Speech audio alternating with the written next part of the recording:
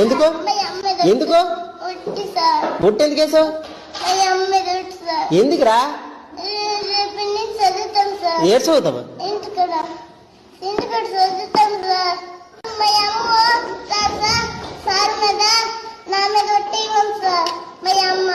ఏంటే ఆగాడు ఏడు చెప్తాండ. ఎందుకు వేస్తాను ఒట్టు? నేనేమని చెప్పి నీకు ఒట్టు ఎందుకు మీ అమ్మ ఏమంటది?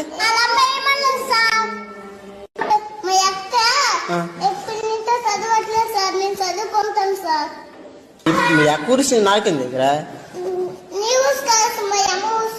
మీ అమ్మ ఏంటి?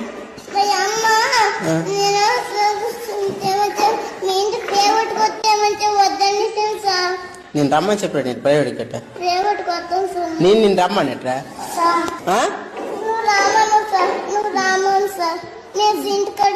ఇంటికడ చదువుతాం సార్. చదివించి రాసుకొని మళ్ళీ అన్నం తినేసి రాసుకుంటాం సార్.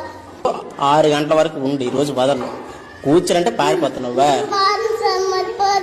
నువ్వు పారిపోనవా? లేదు ఇప్పుడు